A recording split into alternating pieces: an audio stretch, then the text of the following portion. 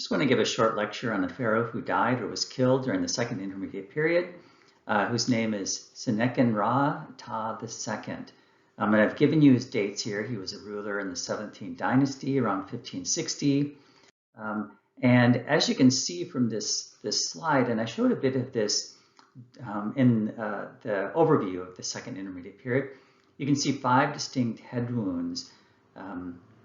I won't point them all out again, but you can see his wound in his forehead, just above his eye or at his eye, at his cheek. His nose was crushed in, and we know from his remains that he was sometime in his 40s in terms of years.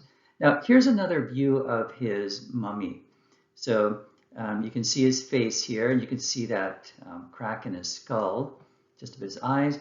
And the other thing I want to show you here are his arms. So you can see one arm here that's sort of held up, and then you can see his other hand has this weird orientation.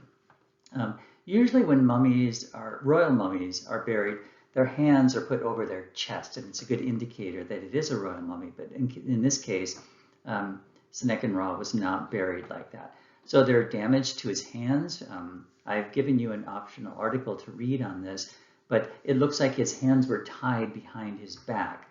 And his fingers are sort of cramped up, and it's possible this is something called a cadaveric spasm, where something terrible is happening and the body seizes up. And this is probably what's happening to his hands. Now, when they found his mummy and looked in his skull, the brain had not been removed, which is kind of unusual for embalming techniques. And I've got a word here, congealed. It was really, his brain had sort of moved and went on to his left side. And it may indicate that when he died, he was laying on his side. It also indicates, because his brain was still in there, that he died where a place where there wasn't embalming, a place to get him embalmed. Now, we do know in his chest and stomach area, his other organs were removed because there were packs. What they do is they remove the organs, put them in somewhere else, and then they fill the cavity full of these packets. And then when his mummy was first discovered, they didn't realize that some of the injuries were hidden by the embalmers. So they put packs of things in there, and so when they wrap up the mummy, it looks like a normal embalmment. Now, another thing that was noticed when they first found his mummy is that when they started opening it up, there was a bad smell coming from it. So they determined that he had started to decay before the mummification process had started. What's really interesting is we have a primary text that ties Seqenenra Ta II to a Hyksos king named Apophysis. And the letter talks about the noise of hippopotamuses that are keeping people awake. And so Apophysis writes to the king and complains about this. Now, unfortunately, we don't have the entire letter. The letter ends where the king or the pharaoh is, Seqenenra, is organizing his advisors. And it's thought that it's probably organizing them to go out and fight. We do know that he built a fortress, and so he was actively fighting with the Hyksos during this period. Now, how did he die? Well, there's a number of theories. One is that because his brain was found on his left side, that it's possible he was killed in his sleep, so maybe a palace coup.